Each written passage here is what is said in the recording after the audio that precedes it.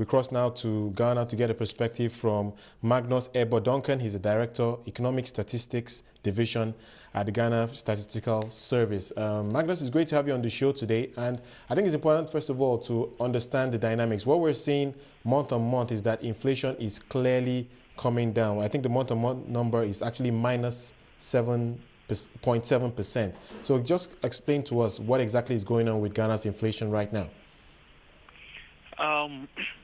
As you rightly said, Ghana's inflation has some cyclical trend for the month-on-month.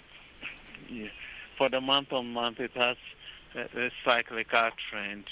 In August, September, October, because of the harvest season, you will see that the month-on-month declines, but not necessarily the year-on-year, because the year-on-year has nothing like seasonality in it.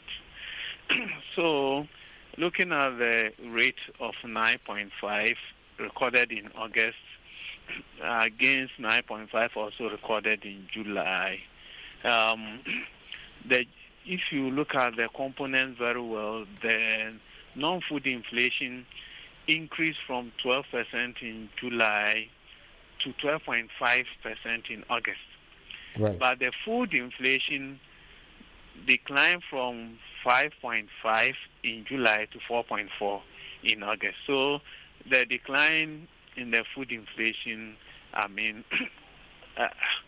soaks the pressure on the upward movement of the headline inflation. Okay, so the food inflation is moving in the right direction, but to what extent would you say this is as a result of the tightening we've seen by the Bank of Ghana most of this year? The tightening, looking at the exchange rate, we had some serious problem with the exchange rate from the beginning of the year. That's the CD was depreciating against all the major trading currencies. Right. So Bank of Ghana had to intervene to help to stabilize it. But if you look at the food side, out of the 81 items in the food basket, only 14 are imported. Right. Yes. So you know that the local food has more influence on the food inflation than the imported food. But when you go to the non-food, we have a lot of them being imported. And if you look at the contributors to inflation, clothing and footwear have been the largest contributor for some period now.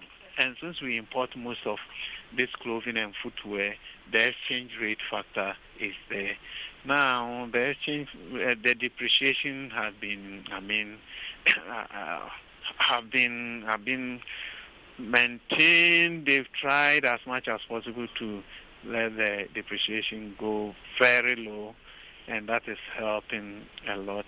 But still, if you look at the non-food side, there was an increase of, from 12% in July to 12.5%.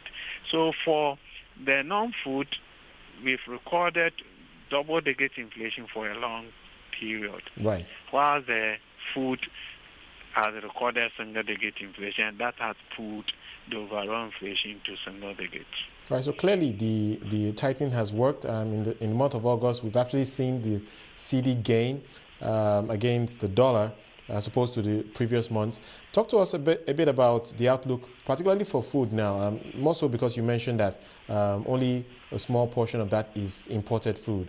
What's the outlook for the harvest season going forward, for instance?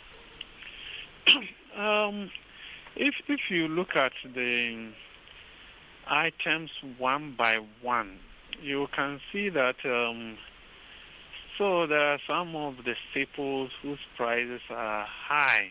If you take plantain, for instance, the year-on-year inflation is about 14.6%. You have things like meat, which has inflation of 10.7%. So they are all above the single digit. Sardine, tin sardine about 19.3, milk 18.3, margarine 10.7. And you see all of these ones are all imported. But we have local ones, as you mentioned, what the local food can do to it. If you take local food, onions, for instance, recorded a negative 11.1%. Yam, which has a big weight in the basket, also recorded negative 7%. Right. So you see some of these things have this negative inflation rates that has helped to, bring the food inflation down. All right. Overall, and if you can just wrap on this note, your expectations for inflation going into the rest of this year, and what would you say is the big risk that could see inflation tick up again? We've seen it stable over the last 2 months. What are your thoughts on going forward and the risks in that regard? It becomes very difficult to say whether it will continue as low as it is or it will increase. Because if we look at something like, we have some prices which are regulated in the basket, like electricity, water, fuel. They are all regulated, so the prices are fixed, and then it takes time before, they are changed again. So if any of these ones, requires a change, definitely it will bring an upward pressure on the inflation rate.